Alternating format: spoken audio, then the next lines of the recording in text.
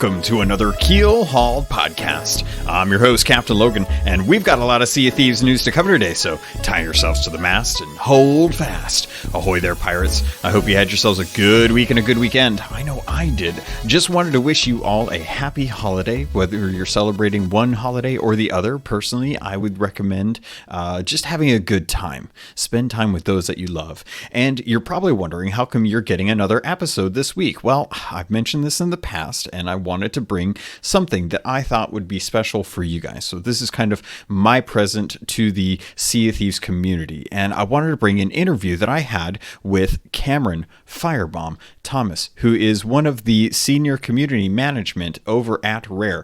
And we sat down for quite a while and talked about his life, his gaming, his experiences with the game industry, and kind of how he got into Rare, and then just kind of games in general. We talked a lot about games, and I'm hoping that I'll get another chance to have him on, because I do want to dive into some different topics in the future that revolve around kind of more the things that he does around Rare and some of the things that he's looking forward to, and just kind of generally get another chance to chat with him. So I hope you all really enjoy this interview. There's a lot that I cut out at the end after we got done talking for the podcast. So if need be, I will see if I can supplant that somewhere else if it seems warranted, because it's just kind of side chit chat and stuff. But for the most part, I think you're going to enjoy this. I had a really good time talking with him, and he's the one that does all of the community spotlights on the actual website. So if you ever go to Sea of Thieves websites and you see the spotlight and it's written up and you get all those questions from the Rare staff asking the community member different things and getting those answers, he's the one that always does this. So thank you, Cameron, for all the work that you've done on the community management team. I really appreciate it. And again, thank you so much for taking the time to kind of do this interview with me to kind of talk about your life. And without further ado, I bring you Cameron Firebomb Thomas.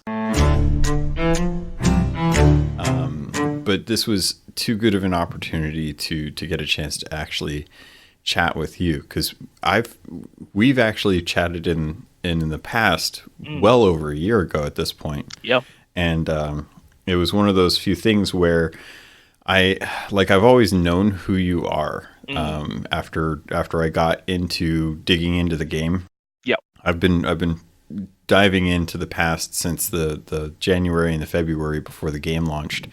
And that's when I found out there's this whole old guard of community management that's been kind of like holding the torch and carrying it for Sea of Thieves. So you've always been like one of the people in the background that I've always just known is there working every single day to do stuff for the game. And because of that, I wanted to kind of reach out and be like, all right, you've been around the longest for as far as I can tell, working on Sea of Thieves. So I wanted to kind of talk with you because you've basically seen everything. From alpha to launch to current day, right? Yeah.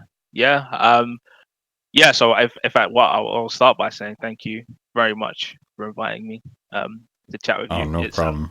It's very flattering. It is very, very flattering. I think it's a weird one. I think community management is one of those things that you do it, and you do it partly because you like people, and I would say it's definitely one of the reasons why I got into it in the first place. And it's just really nice when you don't necessarily look for like praise or anything like that, but it is very nice when the players and the fans like take the time to, or like you have, just say, oh, I want to hear a little bit about you and what you do and why you're doing this, etc. So yeah, thank you. Oh, no problem. I really appreciate it. Going back to what you said before, so yeah, I've been at Rare for about 4 and a bit years. So I joined in October 2015. So it was actually a couple of months after Rare Replay had come out. So my early days at Rare, at least my first couple of months, was sort of finding my feet.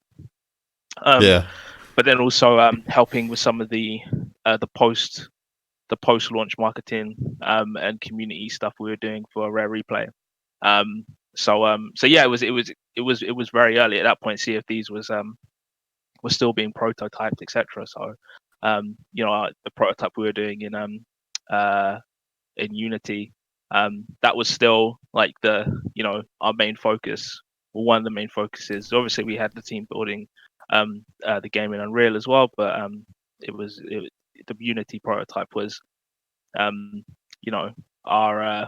main, I guess, our main focus. And so we So your first impressions of the game were a bunch of little pill people running around and hitting each other with planks and sticks and stuff. Yeah, pretty much. Like, it was fun as well, because obviously, like, I'd obviously seen the announcement at E3 that summer, and it was weird as well, because I watch E3 every year. And I don't know. It's just weird thinking about it now, because obviously I watched the Xbox press briefing that year. I saw Sea of Thieves. I was like, oh, that looks really cool. At that point, I hadn't intended to come and work at Rare. Do you know what I mean? So it was like it's weird that only a couple months later I was like, oh, I'm working at Rare. That seems like a really big leap as well too. Like you're talking about being interested in the game, and then a few months later you're working at Rare. How do you like? there's a bit of a story there that I think we're glazing over. So how did you actually get into Rare? That's I'll keep it as succinct as possible for you. I have a tendency to give a little bit too much detail in the stories that I tell, for better or worse. So but I'll try and keep it as succinct as possible. So I don't want to. Don't let me cramp your style. I'm all ears at this point. I'm really curious, because I mean I'm on this precipice. Like I'm where you were 4 and some years ago, where I'm like, oh, God, I would love to work for Rare as a community management, because that's kind of what I'm working on right now. So I mean, if you've got some news or some information or some tips about what I can do, or what others could do if maybe they're interested, I love the whole story about how people get into the industry, because I think that's one of those tantalizing idols at the end of a dungeon that people want to grab and run off with. Yeah, no, for sure.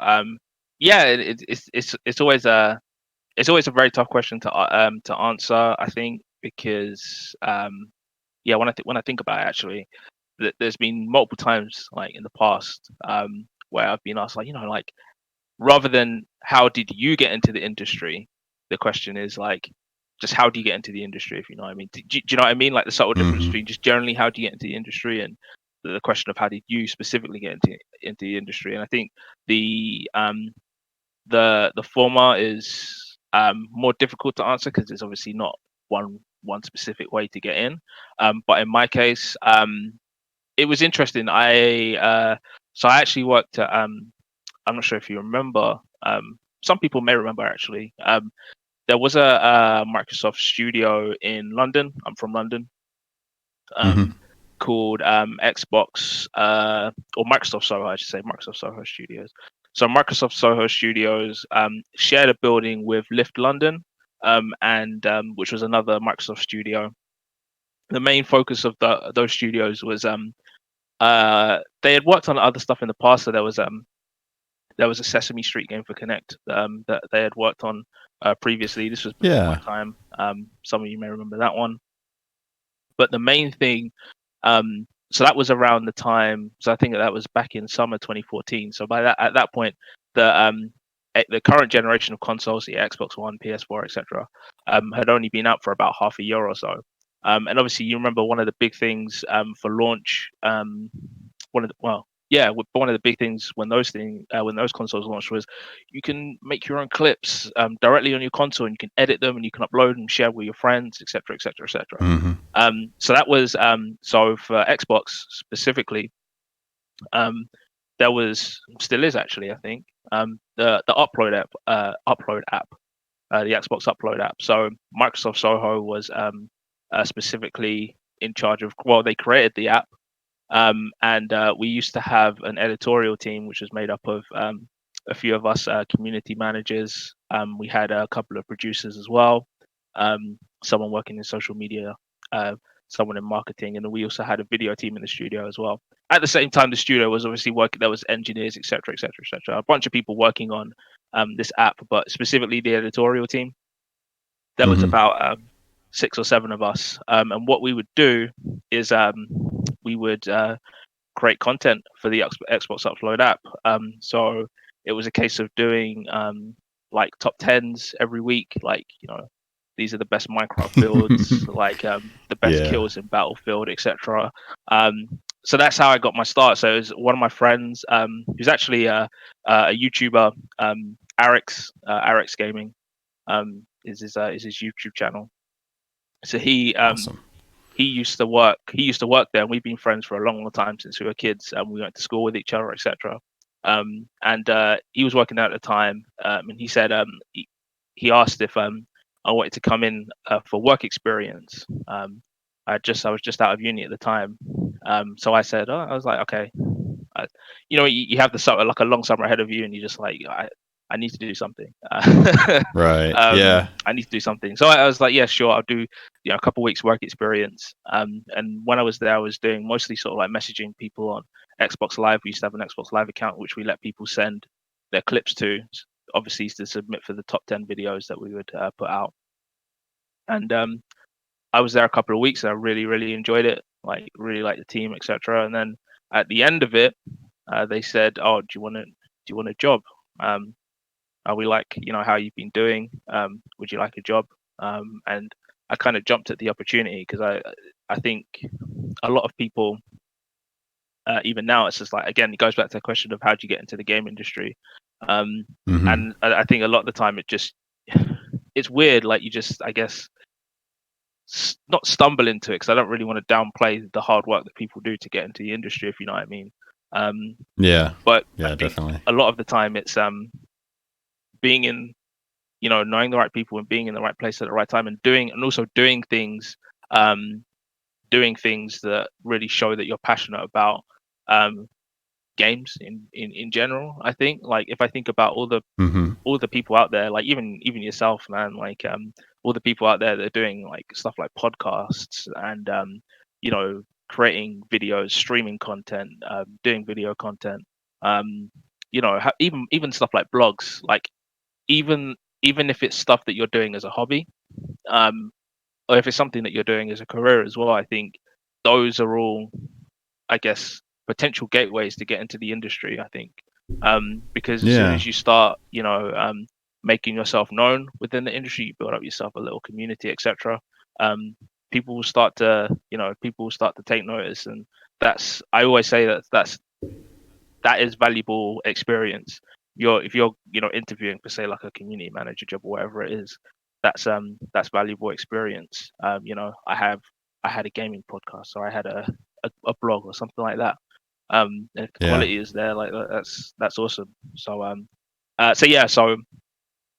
sorry, that was a bit of a tangent, but no, that's really good, because that is a really good point, and you're not the first person that's actually brought that up to me. I've Super Pack for the Player One podcast. He's a good friend, and one of the things he told me a while back was that everything that I'm working on personally is already good for the resume. Yep. If I ever wanted to jump into the industry and start working as a community management stuff. And I'm like, well, that's cool, because this is all just fun and games for me. So if this will help me get into the industry, then that's awesome, because that wasn't the intent at the start of it. So I'm happy to hear that there's a little foundation to that beyond just friends praising. Yeah, no, for real. I think it's see it as, I think, like a lot of people, I don't think intend to get into video games, and I think it's like you said, like if they just end up doing something that they just really love, like video games is a hobby for them, and that's a lot of the time how they get into it. Obviously there's certain jobs, like especially if you're an artist, or you work in engineering. I think there's there may be a lot more steps to that, like, whether it's, be qualified in a certain area, whether it's in, whether Hmm. it is engineering, computer science, etc., or a field of art, because obviously you're going to need a portfolio there. I would sit in the same vein in community specifically, like if you're working on, stuff like blogs and videos and whatever, that is also, that also builds up a portfolio, if you know what I mean. Yeah. And Yeah, so definitely. it's definitely a good thing to be doing. And yeah, so that's how I ended up at Soho. Just yeah, just coincidentally went in for work experience. They liked what I did because I had been doing graphic arts at university, so a lot of Hmm. the, I guess, the extra stuff that went with the sort of work we were doing. So there was graphic design involved. Um, Yeah. there was also video editing involved, and because I had experience doing that either through you know making my own videos, or um just through the work that I'd done when I was at uni, that obviously helped as Hmm. well. And they liked it, and so they kept me on, um which was awesome. So that lasted around, I'd say I started work experience there in July, and I started working there properly in sort of like August, sort of like late summertime. And I wasn't there for long, unfortunately. Um, I wasn't there for long. Hmm. There were some changes happened internally, and so um, eventually that team was more or less dissolved, unfortunately. Yeah. And so yeah, around sort of like early that year, so about end of December, January, I ended up being made redundant, which is unfortunate. But it is what it is. It happens. Um, and You see that a lot with games industry, unfortunately, as projects ramp up and ramp down, unless it's a studio that's something like a first party that are constantly looking for the next, work to start up on. You're always kind of in that limbo between whether or not you're going to survive or have to shift to a different studio and find work, unfortunately. yeah, 100%. And it's there's always that I guess that I guess you could say risk involved. And despite that, like I think I cherished those, like 4 or 5 months that I was there, because going back to your original question, I don't think I would have ended up at Rare if it wasn't for the experience that I gained while I was there. So um, sort of like I guess that was early 2015. I was out of a job for quite a while, and then through a series of events, Rare, had my CV on file, because obviously I was with an agency before, and you know Hmm. my details were around, and my CV got passed on um, through also through my friend, actually. He had My friend Alex, or Alex Gaming. He actually knew, we had worked with Rare before, so I think obviously because of Upload being sort of like a platform wide thing, we would work with several different Yeah. publishers and studios, and we had worked with Rare in the past, and so just through that relationship, um, Rare ended up getting my CV from friends at Soho, as they were looking for a community manager at the time.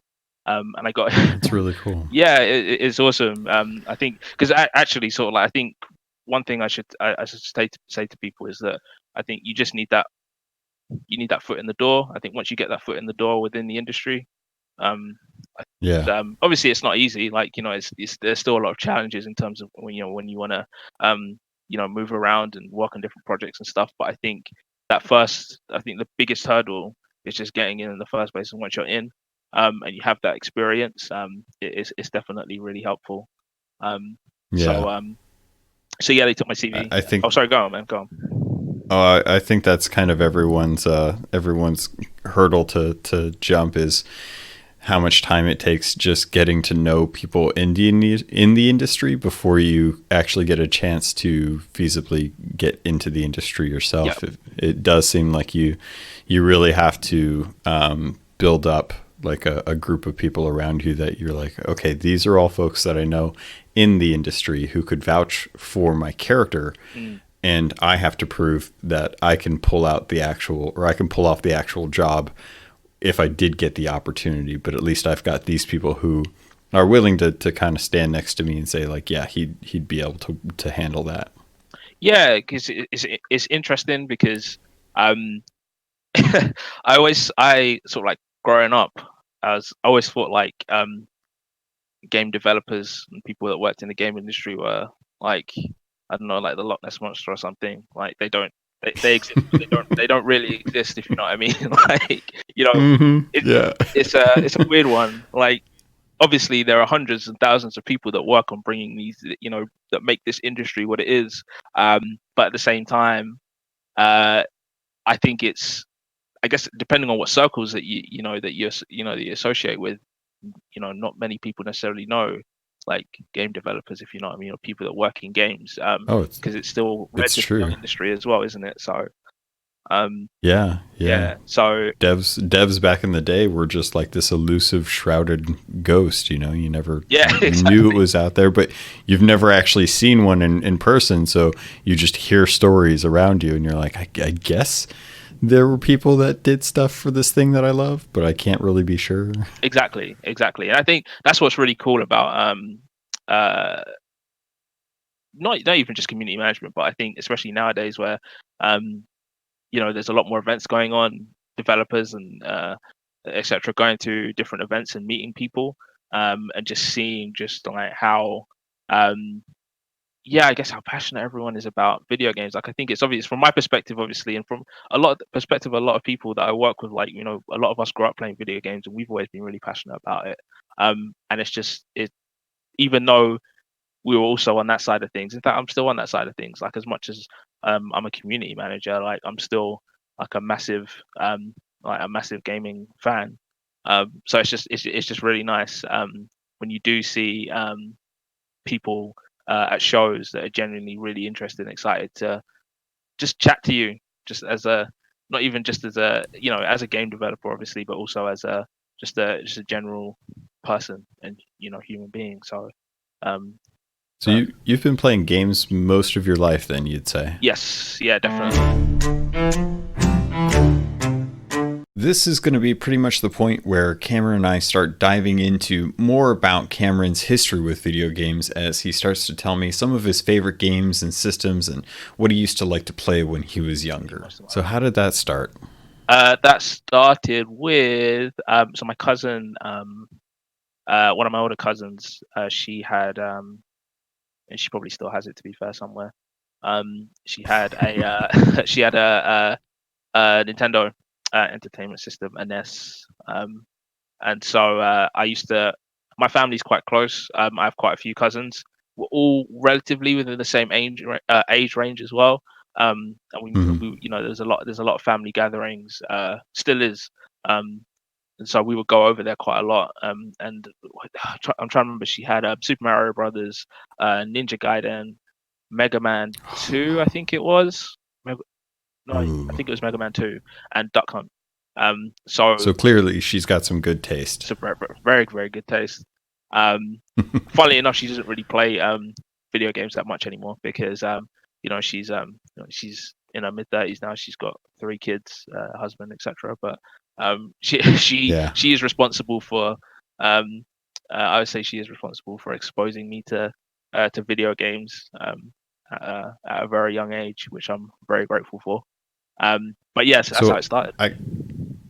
I was introduced to games through a birthday party when I was 7 back in 1987. So Mm, about how old were you when you got introduced into games? I must have been around. So I was born in. I forgot the year I was born. How terrible is that? Yes, 92. So I would say I was about 4. I reckon I was about 4 years old Wow. um, when I got introduced, because that's my most vivid memories. And I think because of, if you can imagine, 92, the NES was already the SNES was already out even in 92. Yeah. So I was introduced to the NES first, but obviously by that point the Super Nintendo was already out. But so I was quite late for a little while, like quite late to the party with a lot Yeah. of things. Like I got my first actual console that I had was the N64, like the first actual console that I owned myself. Nice. So I was quite late to the party with even that. But it was it was just because where I was born relative to where we were in terms of console generations, etc. Hmm. But yeah, it was early on, and then it just went from there really. Oh, that's funny. So you said you're still a big fan of games and stuff. So what kind of games are you playing now that aren't Sea of Thieves, I should say? Yeah. Oh man. Where do I begin? It's an Well, interesting what are one. you playing late right now? let's So go. Let's go with now, and we'll kind of work back to some of your favorites. cool. So right now, I'm playing quite a lot of Fire Emblem Three Houses. On Really? on the Nintendo Switch. So I recently finished my first playthrough with one of the houses, and I liked it enough. I was like, you know what, I'm gonna start New Game Plus and do another one of the house spirits. So I've been playing quite a lot of that, and also bits and pieces of other games like Monster Hunter. I'm a massive Monster Hunter fan. Um, Oh, so really? yeah, so I've Okay. been playing a lot of that. Yeah, so it's Have, go on. Sorry. oh, I was curious because you brought up Monster Hunter, but you're playing Fire Emblems. Are you gonna dive into Dauntless at all until something in the cosmos changes and Monster Hunter finds its way on the Switch? So, so that's a very good question. It's funny because my girlfriend actually downloaded Dauntless today. Um, Hmm. and had been messing around with it. We used to play Monster Hunter quite a bit when it was on the 3DS. But now obviously it's on console. She doesn't own like a Yeah. PlayStation 4 or an Xbox or anything, so we don't really play it together anymore. But it's something that I might actually take a look at since if she likes it, if she ends up liking it, then I think I'll give it a go. It means we can get back on that co-op hunting action. So It's a free game to download, and I can exactly. speak from personal experience that I did appreciate playing the game when it first came out for PC. I had a good time playing with it. It was a really fun experience. Really. So if you like Monster Hunter, Dauntless is like the Sea of Thieves Fortnite aesthetic Mm. with the same feel of the Monster Hunter game. So you'd probably get into it and feel real comfortable with a lot of the way the gameplay style is. That's what I like to hear. That is what I like to hear. Yeah. I definitely need to try it. In fact, it's a weird one. It just feels like there's so much coming out these days that it's it's hard to keep track of things. Like even with CFDs, I haven't really had much of a chance to play it this year. Mainly because I've been focusing a lot on other hobbies, obviously aside from video gaming, but then also stuff like Monster Hunter has been taking up a lot of my time. Although in the new year, I wanna get back on Sea of Thieves and start not having to live vicariously through the community in terms of in terms of all their adventures that they're having. So yeah, hopefully I can do that. But yes, it's been a lot of Monster Hunter this year. Lots of it. That's awesome. Mm. So, what are some of the games that you're looking forward to in the future then? Ooh, games I'm looking forward to in the future. We've got a pretty stacked first quarter for 2020, Tell me and then about it. it's all up in the air for the next console generation. So, are there any things that are coming out over the next 3 to 6 months that you're looking forward to? Yeah, there's Final Fantasy VII remake is a big one for me. I would say it's mainly because Final Fantasy VII is a special game for me. It's I would say outside of Pokemon, it's like the Hmm. first like major, I guess, role playing game that I played. It was my introduction to Final Fantasy. It was my introduction to I guess like more mature role playing games, if you know what I mean. Yeah. More story heavy games in general, actually. And so it's quite special to me. And obviously, this Final Fantasy VII remake was announced, gosh, 2015. So it's been a long time coming, isn't it? Yeah. So I'm looking forward to that a lot. And Cyberpunk 2077, 2077, Yeah. however you want to say it. Yeah. Looking forward to that, and Neo 2 as well. Neo 2, I'm looking forward to a lot. You can probably notice a pattern here. I love RPGs.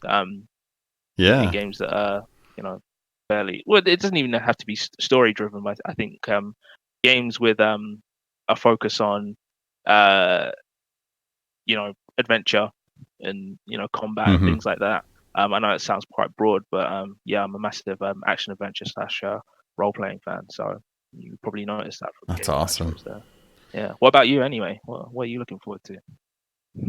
Ooh, well, there's so many. It's hard to decide, but I'm definitely looking forward to Cyberpunk 2077. I've always had a huge love with anything that's kind of futuristic android implants and dystopian future kind of thing, and this game just looks like it's ambitious for the moment. And until I get a chance to actually sit down and play it, I'll have to reserve judgment. But they're speaking my language, and the language is ones and zeros, and I'm digging it. Yep. So I'm gonna have to dive into that. But it's tough because I obviously love Sea of Thieves, and I know that the way that the gameplay is rolling out right now, it looks like we're coming to a head with a really good update for the 2nd year anniversary, and it's not that far off. So I can imagine over the course of the next 3 months, I'm going to be wanting to stay with the lore that's coming out with Sea of Thieves. But at the same time, I'm looking at Animal Crossing, and I'm thinking, I love Tom Nook. I love Timmy and Tommy, and I just want to give them nothing but bells all day. I just want to shower them in bells and spend a lot of time making a house that doesn't actually exist, and living on an island with a bunch of animals. So, but it's funny that you bring up Final Fantasy VII, because that's a game where I've been playing games for a very long time. I've never actually played more than the first couple hours of Final Fantasy VII. Oh, really? In any shape or form. Yeah, it's one that everyone has. I can't say everyone, but a fair amount of people have a lot of nostalgia for, and I don't have that. So when I saw the Final Fantasy VII remake, I was like, oh, that's kind of cool. I have no clue what it's about. And that was about as far as it got for me. But I know a lot of folks are really anticipating this first episode. Yeah. And hopefully it doesn't take them another 5 or 6 years to make the second episode. I really hope not. I'm actually kind of jealous of you. If you're not having any sort of like expectations, like real expectations about what this should be or needs to be. I think that's one thing that I am quite worried about, because obviously it's like Final Fantasy VII is for a lot of people the Final Fantasy game, just because I think for a lot of people, including myself, it was their first introduction to Final Fantasy as a series. Like it was massive. I think it's still the best-selling Final Fantasy game ever, I think. Wouldn't surprise me. Yeah, it was. And obviously at the time, it was, the graphics were groundbreaking, or at least the cutscenes were. Yeah. So totally. There's a lot of expectations on it, and I'm confident that hopefully that they'll do a good job. But there's a lot. There's a lot of expectations on this, and so I wish Square Enix luck. Not just as a fan, but as I guess like someone else in the industry. Like I hope they do. I hope it does well, because I can understand from a community perspective, like their community has a lot of expectations on it, and I can't even imagine what it must feel like to be working on it and thinking, oh crap, people gonna like this, and when it comes out, like what is the reaction gonna be? What's the sentiment gonna be like? It's it must be nerve wracking. So I wish them the best with that one. Yeah, and now have you talked to Ted? And because isn't he over at Oh no, wait, he's working at Ubisoft, isn't he? He is, yeah. Oh, I was trying to think. For some reason I had this thought in my head where I was like, "Oh, he's over at Square, isn't he? Like he could probably get in touch with you and work on figuring out a way for you to get some access to." And I was like, "No, wait, he's over at Ubisoft. Dang it. He's over at Ubisoft. Yeah. His wife Steph, who used to work at Rare, she is Yeah. she was at Square Enix actually. She was at Square Enix over in Oh, that's what it. Yeah. That's why I'm remembering that connection, I think because they she's have over. friends She there. was. Is she still in Japan? I don't believe I can't so. remember. I don't believe so. Oh man, Believe so. But I can't. yeah. When that happened, I was really surprised. I was like, "Wait, she's going to Japan. He's going to Kent. Why are they going for the?" And then I was like, "Oh, it's games industry. That's just how that works, I guess." Yeah, I think a lot of people I think, there's a fair amount of you go where the opportunities are. I think that's life in general. But I think Yeah. with the game industry, there's good opportunities popping up all over the place, and it's a case of just go where the wind Go where you're most. go where the wind blows, go where you're most where you feel you're going to be most comfortable, etc. Um, Yeah. So that's crazy. Okay, so a couple things I wanted to ask. You mentioned N64. yes, Can you pick out one game that's your favorite from the N64? one game that's my favorite from N64. I would say favorite on N64 would probably be Majora's Mask. Definitely Majora's Oh, Mask. Yeah. I'm gonna. I'm gonna hold on. I need to click leave call. Let me see. Where is that? There it is. Okay. It's not working for some reason. I'll have to come back to that later. I apologize. Moving right on past Majora's Mask. Majora's Mask. Let's that. So have you? Oh man. I commend you for going with that, because that's definitely my least favorite of the Zelda games. Is it? That's fair. It, I can understand why, to be honest. it subverted the genre for me and Yep. and put a timer on there in a world where I had just come off of Ocarina of Time and I was looking for that next Zelda fix. Yep. And being told that there's a smaller world and that it's time gated really kind of rubbed me the wrong way at a young age, because I wanted to spend so much time in that world, and because there was all these you couldn't run around as Link, you had to run around as a Deku shrub Link, and you had to do these other things. I was like, this isn't what I was expecting. So I was wholeheartedly let down with my own personal expectations of what I thought this game was going to be. And ever since, I've had this dumb child grudge against the game as a result. So I've never gone back to beat it, and that's on me. But No, I think yeah, Majora's Mask was definitely not my favorite. But go ahead. no, I think that's fair actually, because it's funny. Like I mentioned sort of like getting consoles late, etc. Up until a certain age, like so. And N64 was one of those things. Majora's Mask as well. I got that and played it before I played Ocarina of Time. So, yeah. So that's the thing. So my Okay. yeah. So it was really interesting. So what I really liked about it was actually the atmosphere that they went with. It was very. I think my least favorite part of it was actually the timer. It just felt really weird. Obviously, I understood it within context of what the game was trying to do, but just purely from the perspective of I want to explore this world, it was just annoying. It was really jarring. But I think what really took it, to the next level for me, was was just the atmosphere and the sense of exploration that you did get in certain areas, even though the world was relatively small. And actually, I think playing Majora's Mask first enhanced Ocarina of Time for me. While I think obviously Majora's Mask is my favorite, just purely from a nostalgia perspective, like it was my first like console Zelda game, etc. Ocarina of Time was definitely enhanced because when I played it, even though it was older, for some reason, just given how big it was in comparison, All the dungeons, even the time skip stuff blew my mind. I was like, whoa! It felt like a sequel to me. Obviously, um, so yeah, Majora's Mask definitely helped with my perception of Ocarina of Time.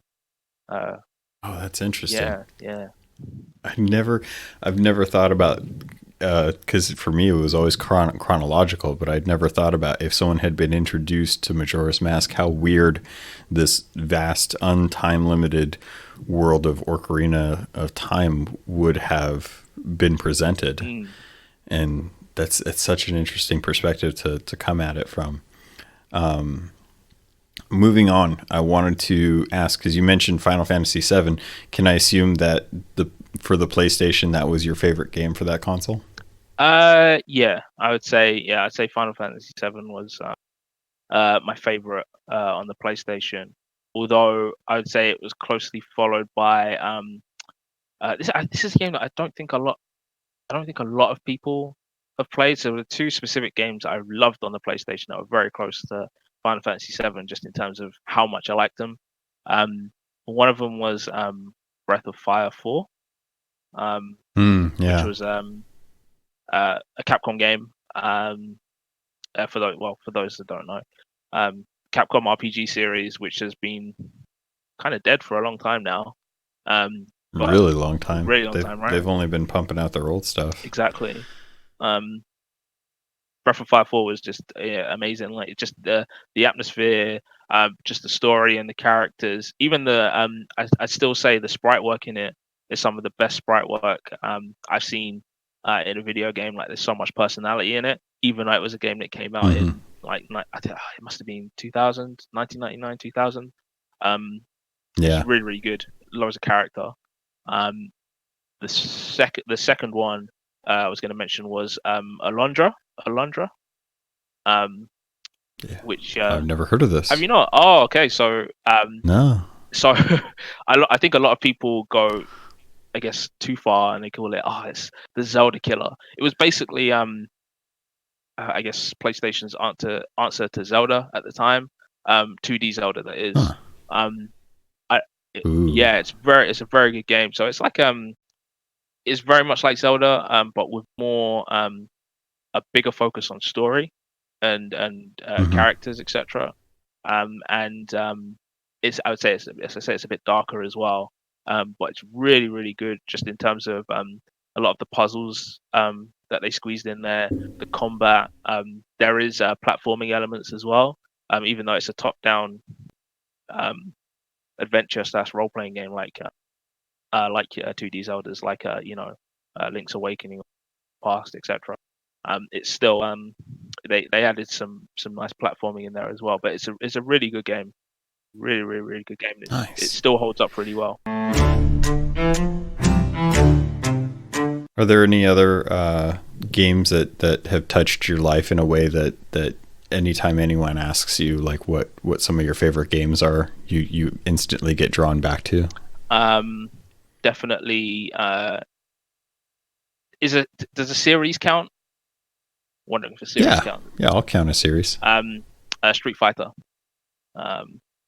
Really? Yeah. Okay. I'm a big people at work will know me as I'm a massive Street Fighter fan.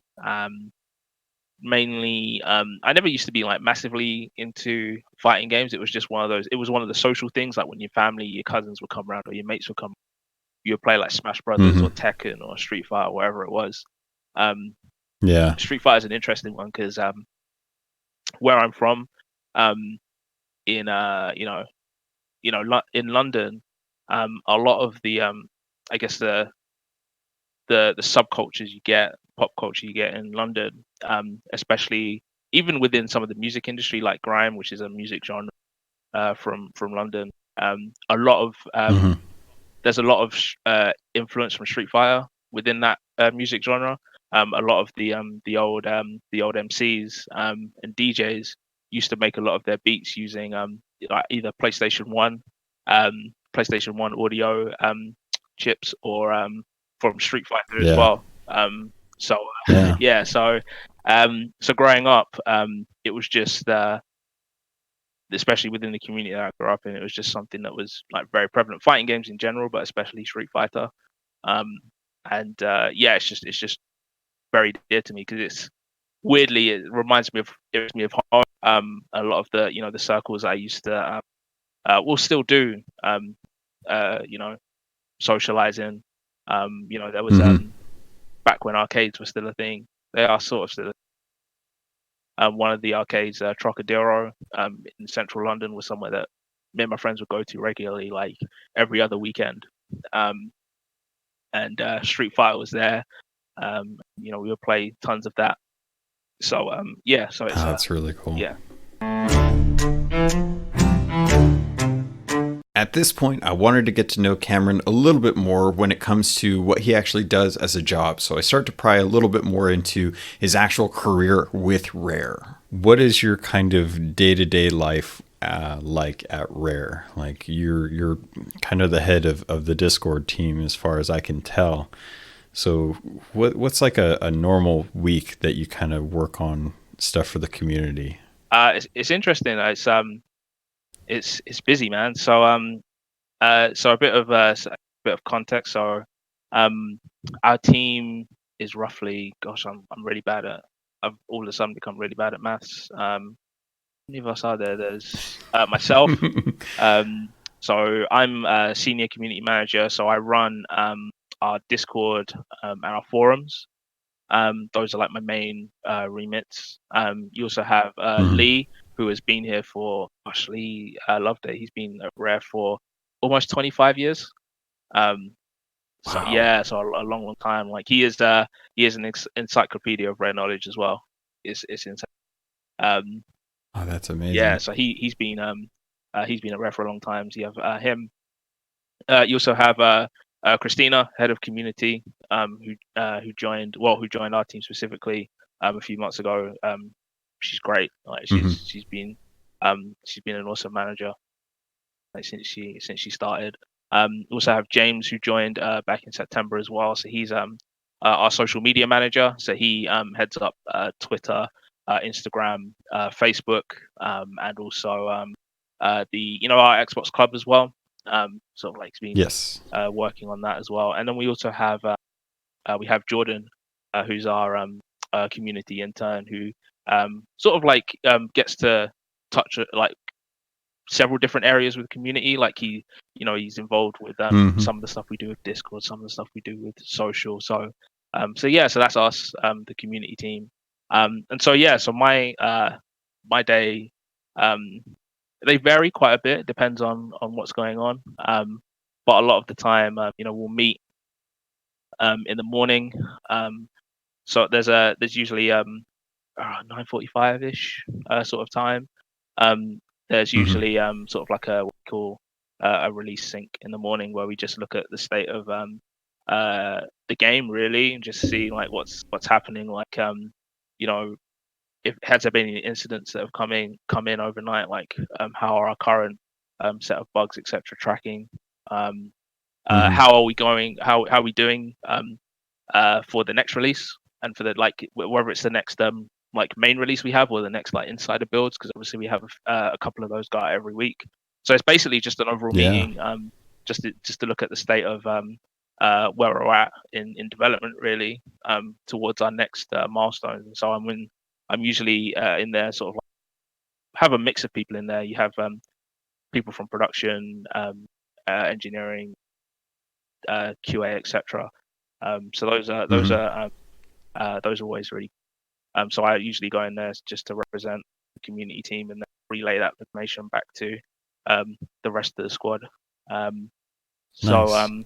And then after that, we it's usually just back to my desk and just catching up on things that have happened, whether it's on Discord or on the forums, and seeing how things are going. Because obviously, I look after our moderators for those channels as well, but then also like deckhands, etc. So where I can, I try to catch up on what's been going on. If there's been any issues that they've had, like someone bad, or there's been a situation, I try to help where I can with those situations. and then for the rest of the day, there are meetings. There are other meetings that that I get put into. So whether that's like planning for certain things that are coming up, like a promotion that's coming up, you know, just Very cool. for a release that we have coming up. Yeah. I'll Get to get to kind of play around with all the different things and see what can be talked about and what can be teased out and stuff. Yeah. A lot of Rare really likes to kind of toss out little hints or teases. Can you guys talk about maybe some of the history behind how the side eyes started, or kind of what like I've noticed as people kind of hit on certain threads in, like, with Twitter, if someone gets something that is close to being released, sometimes the devs or the official Twitter handles will actually kind of retweet it with kind of the side eyes the emoji. spooked eyes. Yeah. The side eyes emoji. Yeah. And there was a time where that was getting, like, one person would retweet a comment with the side eyes, and then another dev would retweet that tweet with the side eyes, and you'd start getting these long retweet threads of just side eye lookers. And I don't know that I've seen that too much nowadays, but that was something that anytime the dev team would do that, there'd be a groundswell with the community where a lot of us would be like, oh, this is something we should latch onto. This we should dig into this. Yeah, those are really interesting. Like, I think a lot of the time, I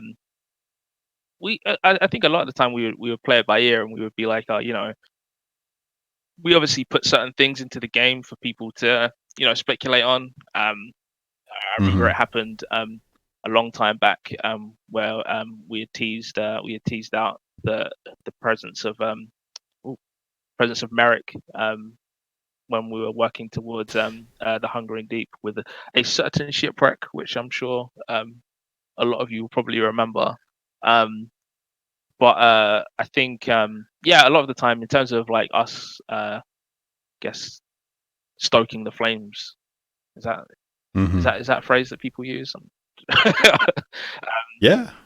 So in terms of stoking those flames, I think a lot of the time, we'll play it by ear. I think if we see it as something that the community is really getting behind, sometimes we'll just stay quiet. Just especially more recently, we just like to just see where the speculation discussion goes without us like interfering, if you know what I mean. I think that's just seeing how that swells up organically is really nice. But I think earlier on, it was nice to just nudge people, I guess, in certain directions to see where that went. But I think now, especially, we like to just see where it goes organically, because there's some really we see a lot of really fun theories, things like that across the community. So yeah. For those of you that don't know, a long time ago, Twitter used to be our main source of news from Rare when it came to teases. And this all kind of came in the form of a skeleton named Mr. Bones, or Captain Bones. Would you say that's kind of why Captain Bones has been MIA for a while? Well, it's interesting actually, because so Captain Bones was a funny one. So I used to that used to be me back in the day. Yeah. When I first started at Rare, so that was my first I guess like job on CFDs as a community manager, was running that account. And back then I think it was a case of really that Captain Bones was really us like setting the tone for how we would how we would be doing community with CFDs. Like, we would be not over the top piratey, but also there would be some elements to that cheeky, slightly it was crude pirate persona. It was playful. Yeah, playful. It was playful, and it was fun because it always felt like someone getting away with something they shouldn't be doing and using Captain Bones as that outlet to get us just a little bit of something that would be cool that's going on at the studio. Yeah, 100%. And so that was the main objective with Captain Bones, and us sort of like giving ourselves a chance to find our feet with the main Sea of Thieves tone, I'd say. I think now that we've reached that point, we just decided that we would the main Sea of Thieves account would be our focus. We'd sunset Captain Bones, but I think a lot of more recently there's been I think social's been doing really, really well, because I think majority of it is thanks to, I just mentioned James, who started back in September. I think his first week was our September update, so it was almost like a trial by fire. But he's been doing really well. Oh, wow. Yeah, I know. Oh yeah, that's true. Because he was just a fan of the game, and then he jumped in and actually started working there. Yeah, so he's been doing a really, really good job at developing that tone that we have. People will probably notice, like, use of emojis and just sharing with people's clips and things like that, and just generally just being very playful on our social accounts. Like that's definitely something that he's engineering at the moment. Doing a really good job doing so. That's awesome. Yeah. So I have to ask, are you familiar with our good recently disappeared Duke? Yes. And his status as a Dark Lord. His status as a Dark Lord. Oh my gosh. Because I mean, this could come off as conspiracy theory for some, but I would say that there's some hard evidence that at a certain point I'll probably reveal. But I've basically had a pretty good understanding of Duke's intentions for constantly sending pirates out to retrieve interesting items of no consequence, or asking us. I may have had it out for this guy since he started sending us out to go kill mermaid statues. But that was like a year or so ago, wasn't it? Yeah. Yeah, I had some questions. Yeah. I mean, I can understand skeleton thrones. It's like, that's cool. We'll get a photo opportunity, but I still have not been my thirst for knowledge for why we're destroying mermaid statues has not been quenched. Thank you, Mr. Chapman. You're constantly dodging the question. Well, he's not dodging it, but he always lets me know that it'll come in good time. It will.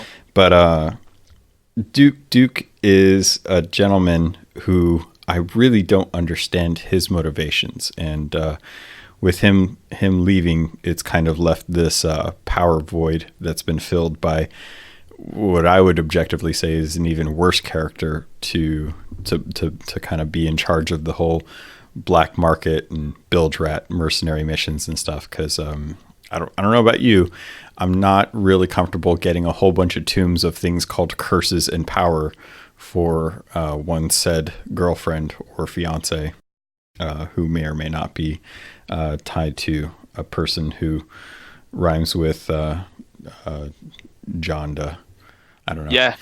But yeah. So I think it's safe to say that you're suspicious at the moment. Very much so. Okay. Yeah, I would suspect that. Well, like Stitcher Jim and the Masked Stranger definitely. Yep.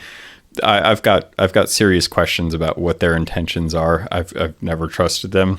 Interesting. But Duke is gone, and I'm curious to know, will you support me with Duke the Dark Lord? Sure. Are we talking like Voldemort sort of? Yes. Yeah. Cool. Okay. Just a Dark Lord in general. I don't know what his intentions are, but I've long since felt that he's a man of question, and I don't know what his intentions are, and I think that's what I don't like the most, because I don't know about you, but I can sail out into the world and get a fair bead on who's who in the pirate universe. A lot of the sea dogs are out for the competitions. The gold hoarders like their gold, and Order of Souls like their secrets and their memories and power and stuff, and the merchants are in it for the trade control. Yeah. At least until we find out something else has happened, and God forbid that the Grand Maritime Union make it into Sea of Thieves. But until that day, we're kind of left sitting here with two people who I have no clue what their intentions are, other than causing mayhem. And I guess to make a Dark Knight reference, the Joker is just pure chaos. Yep. And that's kind of how I view Stitcher Jim and Duke. If I'm trying to get some more Dark Lord support out there for people who are willing to join me in the eventual overthrowing. The overthrowing of Duke. Okay, I like that. I like that. It's a mutiny, just a mass mutiny. I would say, it's interesting. It's very interesting. I think, Duke is obviously he's a hustler, isn't he? He's a hustler. He is. And I think, almost to a fault when you mention chaos. Obviously, seem fairly careless. I think he's playing with stuff that he doesn't fully understand, and I think that he's getting influenced by people who have more malicious intent. Yeah. And I honestly, I'm just the game, the note on the tavern says that he's going out looking for Lorena, and the only Lorena I know is from the young woman who made it to Sea of Thieves by stowing away on a ship and finding a crew that led them to the shores of gold. Mm-hmm. And if that's the case, that's really awesome, because I would love to see her representation in Sea of Thieves, because she's got a lot of interesting stories to tell. Yeah. And I kind of believe her to be a little more of maybe a trustworthy figure. And if Duke is actually going to go find her, then maybe she'll bring balance to the force of the Bildrats. That's interesting. See, this is what I like, man. This is exactly what I'm talking about. Exactly. This is the thing. Like, I think where Sea of Thieves isn't always like in your face with the story. Obviously, we have the tall tales, and there's bits of lore that are teased through. It actually reminds me a lot of Dark Souls, just through just the way that you can pick up hints of some of the lore through item descriptions. Just some of the stuff that NPCs just say, not even as part of a cutscene or a specific voyage or a tall tale, just stuff that they say. If you're really attentive and you choose to, dig into that stuff. So it's interesting that you go ahead. Saying. And so I think like a lot of that saga, obviously, I think players can obviously feel that there's something happening, especially after. Obviously, we've just had Seabound Soul last month. People can obviously see that there is stuff happening. Things are occurring. You will. I'll echo what Mike said. Yeah, I think you will. Things will start to make sense in due course. Yeah, and it's hard to ask someone who works at Rare, like, if my suspicions are correct. Because part of the fun is actually experiencing it and going into the story and kind of finding out what happens. Yep.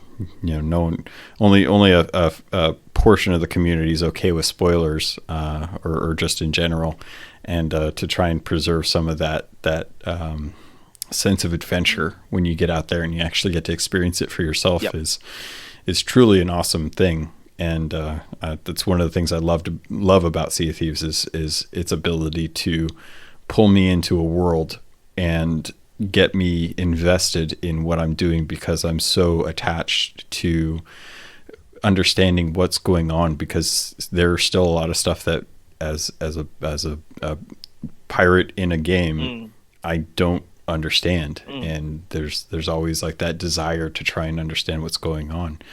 And there's always going to be things that I think could be changed about the game, but that's easy to say from my standpoint. And there's always things that I want done to the game because I want the best game to be represented at all times. So I can always tell people like, this is the game that I play. It's the game that I love. Yeah. And I love seeing other people get into that. But the story has always been the thing that has always interested me the most, because as far as I'm concerned, the Sea of Thieves as a game is pretty much it's the Pirates of the Caribbean movie that I don't have to wait for them to pay Johnny Depp millions of dollars to drag himself from France to come back to do. It's the game that I get to, it's the story that I get to see unfold on a monthly basis, with all the new updates coming out. And the fact that the updates are still free to me is insane.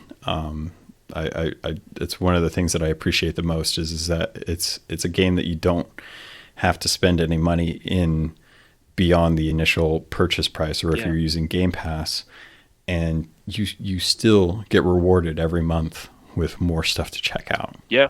And if all I could do is wish one thing for the team is that they had more members so that they could do more with the time that they have, because I just want to see this game come to like its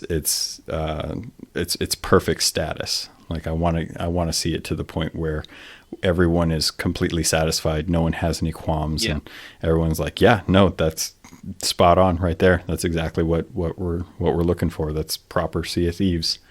So that's good. Going into some of my questions for this is a tough one, because I want to ask you if there's anything that you're excited for, but I know that that's kind of a hard question to answer. But we'll flip it. Are there things that have come out probably this year that you were really excited about coming out? Stuff that we already know about? I think a very, very good example of that was Fire.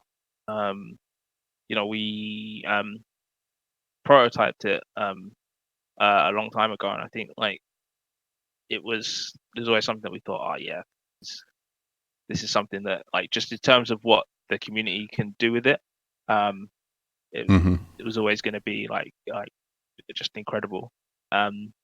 Just thinking about all the different, just the shenanigans that people would get up to, and it was just it's crazy. And I think like just looking back at when we were like say like prototyping it in Unity and playing it, and playing with Fire, quote unquote, there was just crazy stuff would happen, and even though it was obviously Unity and we had the the little tic tac people running around, etc., you could still see like, okay, this is going to be hilarious when it gets into the game. And obviously it was a long coming, but I'm really glad that it did make it in, because some of the stuff that people say, even like the "this is fine" memes that we're seeing, just even stuff like that, it's hilarious. I'm loving seeing stuff like that keep popping up in the community. So yeah, I think Fire's one of the major ones. I just thought I can't wait to see this in people's hands, partly because of those just the nonsense that people would get up to now that Fire was included, but then also just like the spectacle of it, and I think it adds like a ton to the game. So yeah. So I'm actually surprised that we haven't seen an emote come out that has you sitting in a chair holding a mug or a tankard. Like I'm actually kind of disappointed that with the introduction of Fire, that the team has not put in an emote that allows people to sit down in a chair and actually hold a tankard and just perfectly encapsulize that meme down to the very core essence of what it is, because that's exactly what I thought a lot of people would do as soon as Fire came out, is they'd be doing the "this is fine" meme, and it's been great to see those everywhere. Seriously. it's one of those things where, as I'm kind of wrapping things up, are there any things that you wanted to share? Because I know you do all of the community spotlights and stuff, and you work on the Discord. Are there any things about working as like the manager of the Discord that you find difficult? I would say I'd say keeping up with everything that's going on. Um, I think this is something that in general, like back when I first started and CFD was a lot smaller, just in terms of what we, before we were even out, I was good. There was a lot more time for me to go and just see everything that was happening within the community. And just now, it's just a reality of things that the community has grown to such a size that, which is awesome. Obviously, like it means that Rare as a studio is doing its job. If like we've got a really large engaged community, but I just can't keep up. I think with everything that's happening. And so, I mentioned the team earlier. We also have a team of community managers who there's about 6 of them who work remotely from home. Really, really, really cool guys. Really, really good team. Shouldn't have said that. They you really shouldn't have said they that. Because now I'm going to be looking for that job listing, and now I'm gonna be sitting there scouring the careers at Rare Ltd. Like, all right, I know Cameron said this was a thing. Like, it's got to be, there has to be a pop-up. I have to jump on this as soon as I see it. I'll get that job. It's interesting. Like, it's interesting you say that though, because I think like with their for them, obviously they're in a position where they, whether it's because of their position at home, etc., that they've not, they can't fully commit to working like a full, like, I don't know, like a 9 to 5 somewhere in a specific like office or whatever it is. But we work with them. So one of my other responsibilities is looking after that team as well. And so they a lot of them are in US hours.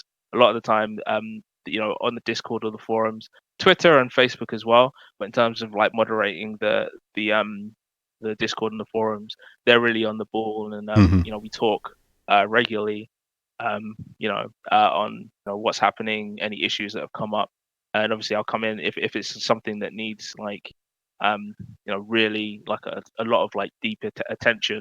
Obviously, I'll come in and give it the attention that it needs.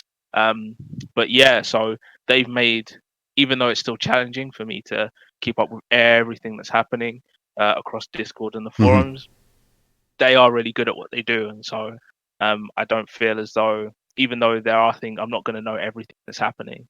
I feel like I know enough, if you know what I mean. Like, I definitely feel like I'm on top of things, but just in terms of all the nuances of things that are happening in the community, that's 24/7. You know what I mean? It doesn't stop just because we go home. They're really good at keeping on top of things and keeping the community just a nice place for people to be as well. So that's the trick right there.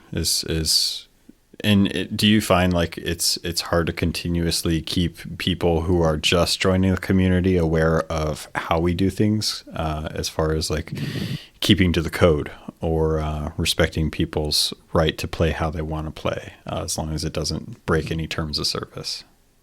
I think it's interesting. I feel like it can be at times, although I think that one of the things that we've been really lucky with is that despite the fact that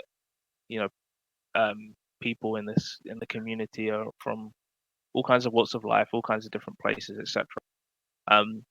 Despite that, they still there's still that sort of like common respect amongst each other, which is really nice. And so there are people that that like to play the game certain ways, and obviously arguments do happen in the community. We see it, we see it all the time. People disagree on things. Stuff does get heated, but generally speaking, like it rarely ever gets super malicious. And what's cool is that even on Discord, people find their own little groups that they, even though Discord has over like 80,000 members at this point, but everyone finds their own little groups that they'll talk to, and that they'll play with. They'll use the LFC channels to jump into a game, arena contest or adventure mode or whatever it is. They'll find their own little groups, and so despite the fact that there are different people wanting different things from the experience, people do find their own and niches, which is awesome. And so I think bearing that in mind, it's not a constant war zone, if you know what I mean, which is nice. Yeah, definitely. And because you mentioned how big Sea of Thieves Discord is it refreshing going to the Everwild Discord where it's a lot smaller of a community and everything's all pure speculation and there's just a bunch of fervor about what the potential for Everwild is going to become? Yeah, 100%. I feel like it is nice. It's a nice, like, I guess, like juxtaposition, if you want to call it that. It's because it reminds me of early days with Sea of Thieves, where it's like, you had a small group of people really friendly, getting on with each other and just excited about this new thing that was coming out. It is nice to see that as well. And to be honest, like it's an interesting one. Like we obviously, keep an eye on the Discord and it's moderated, etc. But so far it's just been really diplomatic and people have just been really excited and speculating and coming up with funny names for the creatures in the trailer. So yeah, it has been nice. It's been really, really. I also advise you checking the Discord and seeing some of the names they come up with. Yeah. The Everwild Discord has got a lot of familiar names in there, and it's really cool to see that it's not just Sea of Thieves, it's fans of Rare that have made their way to that Discord, because at this point we don't know, or the community, I should say, doesn't know enough about what that game even is. But we're all still so supportive of the studio that it doesn't matter what this game is, we're going to be there day one, and it's cool to see this core group of people who are going to have fun with this, regardless of what type of game or what this game ends up becoming. 100%. As I kind of wrap things up, you always have questions for the community members when you do the community spotlights. So I wanted to shotgun a couple for you and see if I could get your thoughts on some of these. Sure. So, what other hobbies do you like to do outside of gaming? Hobbies outside of gaming, I would say once upon a time, it would be drawing. I used to do a lot of drawing. Obviously, I went on to do graphic arts at university. I think at the moment, I do things like I watch a lot of anime. I read books, etc. As you probably alluded to, I did allude to in our conversations on Twitter before this. Big thing for me at the moment is my Japanese studying. That is that's my main hobby outside of just this general sort of like just relaxing on video games, etc. Is that just for pleasure, or are you looking to make that a serious endeavor? I would say at some point, definitely something that I want to use somewhere, somehow. I don't know how. Obviously, I'm happy where I am at the moment, so we'll see. But it's I've been learning for the past 13 years of my life, so it's wow. Sort of on and off, because it's always been something that's been extracurricular. Like I've had to learn it sort of like outside of my main education. So private tuition, like I have a tutor who I've known since I was 13, 14, who teaches me every week. We have like an hour lesson. Used to be she lives back in where I'm from, so she used to come over to my house. But now obviously since I'm up here, I learn over Skype. But yeah, that's the main thing, and I've been learning for so I keep it up. Have you been to Japan, or is that still on the bucket list? Yeah, I've been quite a few times now, and I feel like it definitely helps as well with my my ability to speak and read and write the language. I always feel like when I come back, it's almost like a test. if you know what I mean. Like it's almost a test of how good I've gotten since the last time the last time I've been. It's a really expensive test, like Jesus, but it's a test nonetheless. And I'm hoping to go next year at some point as well. But yeah, I've been, and it's I do love it there. And obviously, like I say, like it's a good chance for me to actually use the language properly, because right now the only time I get to really use my Japanese is when I have my hour or so lessons with my teacher once a week, or say I'm watching some anime or some Japanese TV program, whatever it is, or reading something.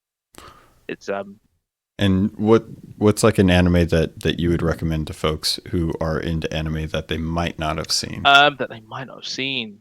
I'm actually gonna choose a film that I saw recently. There was a limited release of it. It's called Promare. And it's by Studio Trigger.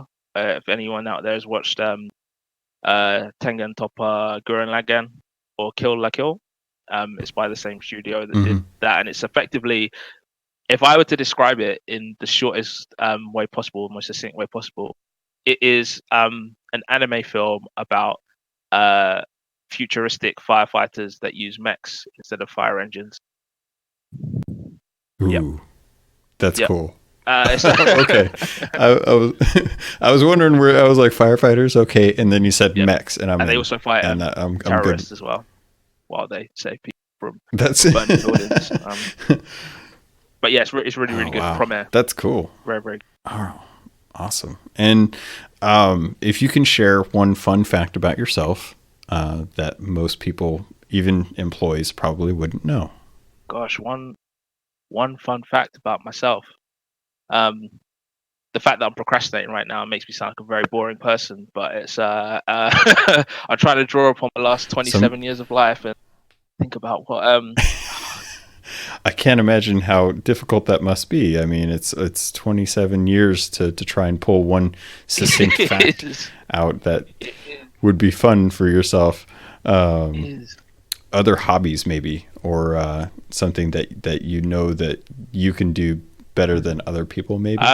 If you know what I would say, this is something that employees know about me, but actually, so I'm quite into fragrances, sort of like a cologne and stuff like that. So it was a weird one. So I used to for a little while back. I'm thinking. Oh yeah, it was around the Olympics. So when the Olympics came to London, there's a brand in the UK. Actually, I think they're international, but they're mostly, it's a UK brand called Jo Malone, London.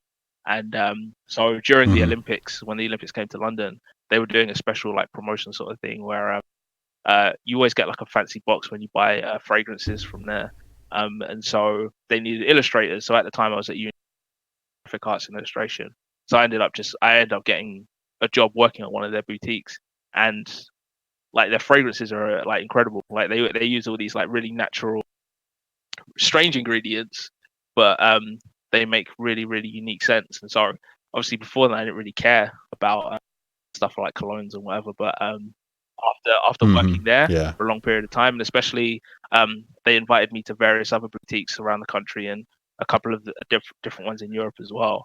I just got weirdly interested in their fragrances, and so I have quite a few various different fragrances and whatnot at home. So it's I find it quite interesting. That's cool. I know a lot of the devs and other members of the team have their own personal things. James, I think, really into knitting and things, and Aaron definitely loves trying to hunt down GameCube games. But,